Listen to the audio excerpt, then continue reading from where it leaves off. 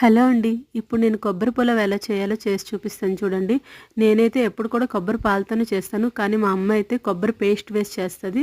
ఇప్పుడు ఆ రెసిపీని చూపిస్తున్నాను చూడండి. ముందుగా స్టవ్ వెలిగించుకొని ఇలాగా కుక్కర్ పెట్టుకొని దీనిలో ఆయిల్ వేసుకోవాలి.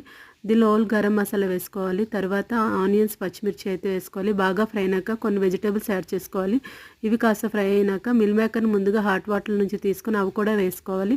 ఇవి బాగా ఫ్రై చేసుకున్నాక ఒక హాఫ్ చెక్క కొబ్బరి ముక్కల్ని అయితే పేస్ట్ వేసుకోవాలి. పేస్ట్ 5 మినిట్స్ వేగనివ్వాలి. మంచి స్మెల్ వస్తుంది. తర్వాత దీంట్లో రైస్ యాడ్ చేసుకొని వీటిని కాసేపు కలుపుకొని తగినంత వాటర్ వేసుకొని మూత పెట్టుకోవాలి. కుక్కర్ విజిల్ పెట్టి 2 విజిల్స్ రానిస్తే చాలండి.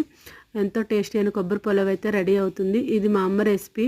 మా చిన్నప్పుడు ఎవ్రీ సండే చేసేది. దీని కాంబినేషన్ చికెన్ కర్రీ చేసేది. చాలా టేస్టీగా ఉండేది. వీడియో నచ్చితే లైక్ చేయండి, సబ్స్క్రైబ్ చేసుకోండి.